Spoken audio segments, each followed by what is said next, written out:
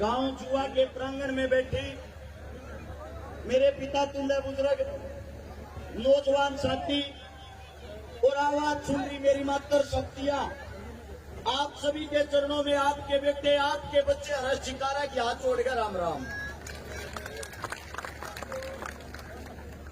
एक एक बात 1 लाख रुपए की होगी।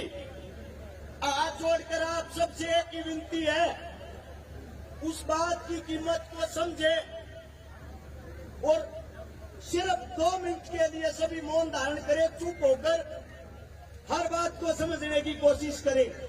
आज 28 सितंबर शनिवार का दिन, जिस दिन शहीद आजम भगत सिंह जी ने जन्म लिया था, 28 सितंबर 1907 को, उस दिन भी शनिवार ही था। आज के दिन सुबह के टाइम 9 बजे, बेटा चुप हो जाओ, सारे पिटोगे। आज के दिन सुबह के टाइम 9 बजे सरदार किशन सिंह, उनके एक सपूत्र हुआ जिसका नाम था भगत सिंह। भगत सिंह का नाम भगत सिंह क्यों रखा गया? जिस दिन भगत सिंह का जन्म हुआ, उसका काका और उसका पिता दोनों जेल के अंदर थे। भगत सिंह के जन्म लेते ही दोनों की जमानत हो गई थी, दोनों जेल से बाहर आए थे। तो उसकी दादी ने लाड चाव में रखा था, मेरा पुत्र बड़ा भागा वाला है, भागा वाला से भगत नाम रखा गया। अब सब ये तो जानते हैं भगत सिंह ने हमारे लिए कुर्बानी दी थी, जेल गया था, फांसी के फंदे पर झूला था, लेकिन भगत सिंह था कौन, ये बात बहुत कम आदमी जानते हैं।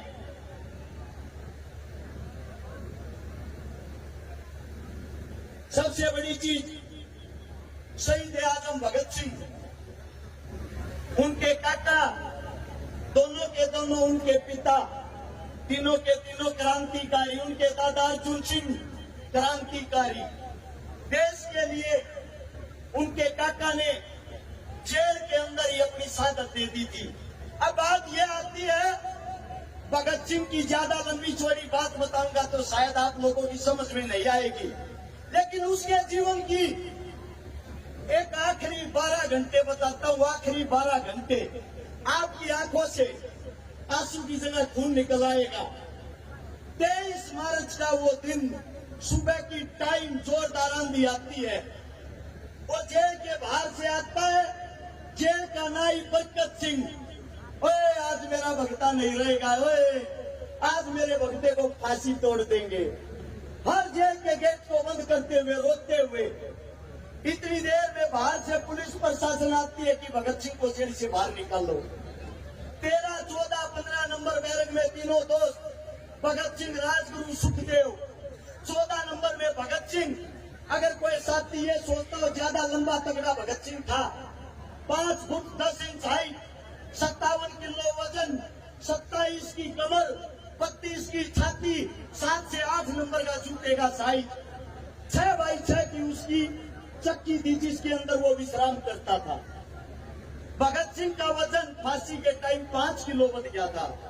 भगत सिंह को फांसी के लिए बाहर निकालते हैं और बाहर निकालकर जब फंदे की तरफ लेके जाते हैं, वो टाइम था शाम के 7:30 बजे का। भगत सिंह को फंदे पर लेकर गए, तीनों दोस्त एक साथ खड़े हैं। अंग्रेज पूछते हैं कोई आखिरी ख्वाहिश? शहीद आजम कहता है तुम जैसे कुत्तों को देश से बाहर निकालना। अंग्रेज कहते हैं इससे दूसरी कोई ख्वाहिश? भगत सिंह कहता है एक बारी तीनों दोस्त गले मिलना चाहते हैं। तीनों दोस्तों के हाथ खोल दिए जाते हैं, तीनों गले मिलते हैं। गले मिलते ही बड़े खुश होते हैं, बड़े हंसते हैं और मुस्कुराते हुए कहते हैं मेरे दोस्तों अगले जन्म में फिर मिलेंगे। तीनों फांसी के फंदे को चूमते हैं और तीनों जब फांसी के फंदे को चूमते हैं 7:30 से लेकर 7:33 पर उनको फांसी तोड़ दिया जाता है। फांसी तोड़ने के बाद तीनों को जब नीचे उतारा गया, उसके बाहर जो आवाम थी, जो जनता थी, वो दिल मिला रही थी, वो रो रही थी। उस जनता की संख्या 1 लाख से ज्यादा थी। अब यहीं से एक बात सोचना, वही लाहौर जेल है, उस जेल के अंदर जहां मैं खड़ा हूं, यहाँ भगत सिंह फांसी तोड़ा गया है और उस जेल के चारों तरफ ये जो जनता अब बैठी है, ऐसे ही जेल को घेरे हुए 2 लाख से ज्यादा आदमी थे। अगर एक आदमी एक ईंट को उठाता, जेल नाम की वहां चीज नहीं बचती। उन्हीं के अंदर जेल के बाहर एक बोगा भंगी खड़ा था, बोगा वाल्मीकि जिसका नाम था, और भगत सिंह से जिसने ये बोला था ओए भगते तेरे को आखिरी रोटी अपने हाथ की खुआऊंगा रे। जो बोगा वाल्मीकि था वो भगत सिंह की जेल की सफाई करता था। भगत सिंह ने एक दिन उससे कहा जीते जी अब बेटा मेरे लिए रोटी लेके अपने घर से। बोगा कहता मैं वाल्मीकि समाज का हूँ, आप उच्चतम समाज से आते हो सरदार जी, मेरे हाथ का खाना कहाँ खाओगे? भगत सिंह ने कहा तू मेरी बेबे है, तू मेरी माँ के समान है जो मेरे मलमूत्र को साफ करता है। जब मैं अपनी बेबे की याद करता हूँ तो तेरे अंदर अपनी बेबे देखता हूँ, मेरे हाथ की, तेरे हाथ की मैं रोटी खाना चाहता हूँ, रोटी बना के लाना। बोगा रोटी बना के लाता है, भगत सिंह के सामने रख देता है। भगत सिंह ने टूट तोड़ के जब मुंह में दिया ना, बोगे की क्या मासुआन लागे रे भगते, तना लोग ठीक पूछे रहे, तू जात पात धर्म मजहब कहीं में नहीं मानता रहे, सबसे बड़ा एक ही चीज है और वो चीज है भाईचारा। उसी बोगे से भगत सिंह ने कमेंट किया था कि जब भगता फांसी टूटेगा आखिरी रोटी तेरे हाथ की खागा। और वो बोगा जेल के कबाड़ पीटता है, अरे मेरे भगते ने मेरे हाथ का एक चूट तक खा लेने दो। अरे ओए बदतमीज जो उसके बाद फांसी पर चढ़ा लियो। बाहर बोगा रोड ला गया, परिवार रोड ला गया और अंदर जिनको फांसी तोड़ी गई उन्होंने देखा कि जेल के अंदर अगर सारी जनता भाग आई कहीं जेल को ना तोड़ दे, इसीलिए ट्रक मंगवाया गया। एक ट्रक के अंदर भगत सिंह, राजगुरु, सुखदेव को जिनको लेटा कर उनके कुल्हाड़ी से बोटे बोटे किए गए और फिर एक बोरी के अंदर उनकी लाश को डाला। वह लाश डाल के जेल का पिछला गेट फाड़ के और कूड़े के निकाल के लेकर गए और दूर ले जाकर सतलुज नदी के किनारे मिट्टी का तेल छिड़क कर आग लगा दी। जब इस बात का पता लगता है हिंदुस्तानियों को, वहां भागते हैं, उन लाशों को बचाते हैं, उन लाशों को बचा के लेके सुबह के टाइम उनका अंतिम संस्कार करते हैं। अपने हिंदुस्तान के अंदर उस टाइम भी एक कमी थी, आज भी एक कमी है। जब वो शहीद हो गए, उनकी लाश का अंतिम संस्कार करने के लिए 5 लाख आदमी एकत्रित हुए थे। और भगत सिंह कहता था, अगर जिंदा रहते हुए 5 लाख आदमी एकत्रित हो गए, हिंदुस्तान को आजाद करा दूंगा। आज भी इस देश को भगत सिंह की जरूरत है। आज भी इस देश के हालात बताता हूँ। शेर टंगे थे फांसी पे और गिद्दड़ बन के राजा। एक क्रांति की और जरूरत है। सुनता हो तो भगत सिंह उल्टा आ जा। आप लोगों के बीच में आज एक बात बताता हूँ। भगत सिंह की माँ ने कहा था, ये बेटा तू उल्टा भी आवेगा कि ना आवे। भगत सिंह ने कही, तेरी माँ आऊंगा, पहला पछाड़ूंगी क्यों पर, पहला जो हक के लिए, जुल्म के लिए, किसानों के लिए, जवानों के लिए जो लड़ता दिखाई दे, उसी के अंदर सोच लेना तेरा बेटा भगत सिंह है। आज भी आप लोग उन पार्टियों के गुलाम हो रहे हो, बताते हुए शर्म आती है। चुआ गांव में ये प्रोग्राम चुआ गांव की तरफ से कराया गया है। शहीद आजम भगत सिंह का यहाँ जन्मदिन मनाया गया है। और कांग्रेस और बीजेपी पार्टी वाले फोन कर कर अपने कार्यकर्ताओं को बोल रहे हैं कि अरेस्ट कारा के प्रोग्राम में एक भी आदमी नहीं जाना चाहिए।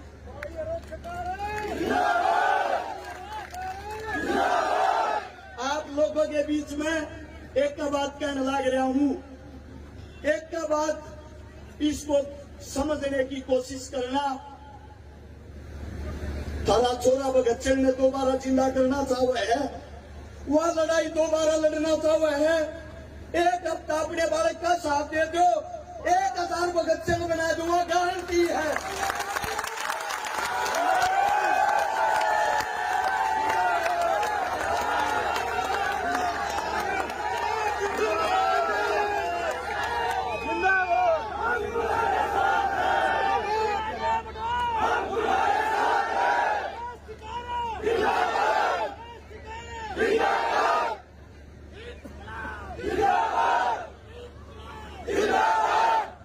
आप सभी के बीच में एक ही बात कहना चाहता हूं। कांग्रेस आए या बीजेपी आए, सिस्टम के अंदर कोई सुधार जब तक नहीं होगा, जब तक जवान का, किसान का, मजदूर का, दलित का बेटा स्वयं सत्ता की कुर्सी पर नहीं बैठेगा। एक बात आप लोगों के बीच में कहता हूं, चाहे की बार हमने गवाना जीत लिया, अगली बार सारे गरीबा के बड़का में कुर्सियां पर बैठाऊंगा और हरियाणा जीत कर दिखाऊंगे।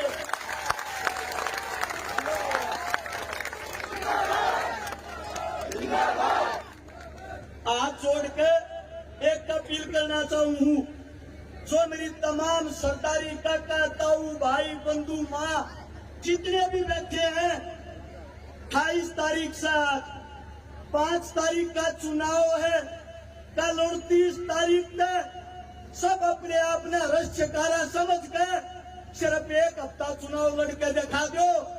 ये जो सियासी पार्टियों के गुंडे हैं, इनके राजनीति आरे पस्ते गारंटी देता हूं, खूंटी पर टंगवा दूंगा।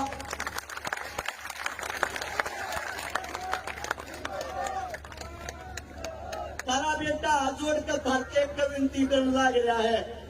जो लड़ाई शहीद आजम भगत सिंह, राजगुरु सुखदेव, चंद्रशेखर आजाद जी आधी अधूरी छोड़ के गए थे, 8 तारीख को अगर तुम्हारा बच्चा विजयी घोषित हुआ, 9 तारीख को वह लड़ाई दोबारा शुरू कर जाएंगे।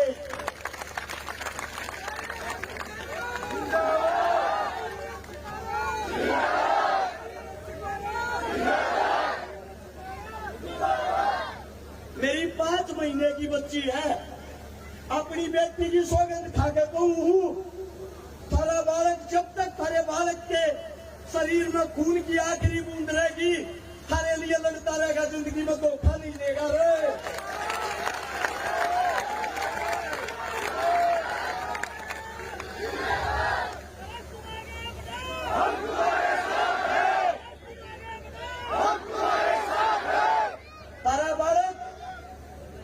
सब होता हो सका है। लड़ाई चलते किसी नेता मंत्री तब होता नहीं सर, तम गैर खड़े हो जाओ, सारे नेता मंत्री आगे कड़कड़े का कार्यक्रम गारंटी है।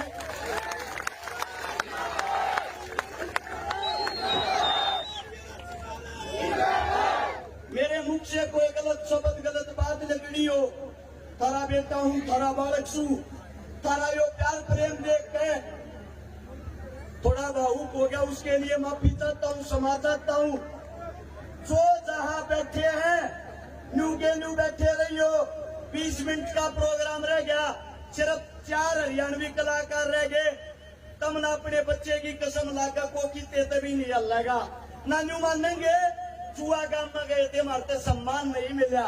आज और एक का बात कहूँ, इस धरती की कसम खा कर कहूँ, थारे दूध न तारा छोरा न जाओगा नहीं, गैल गैल खड़े हो जाओ।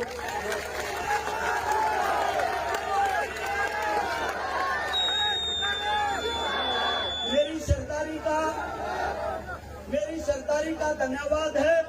और एक आवाज एक साथ ऊपर बैठे भगत सिंह ने सुननी चाहिए, जो उनके आखिरी शब्द थे इंकलाब जिंदाबाद। मैं बोलूंगा इंकलाब और आप सब एक साथ बोलोगे जिंदाबाद। तैयार हो? इंकलाब, इंकलाब, इंकलाब। धन्यवाद आप सबका। Thanks for watching my new video, and please subscribe my YouTube channel and press the bell icon for more information.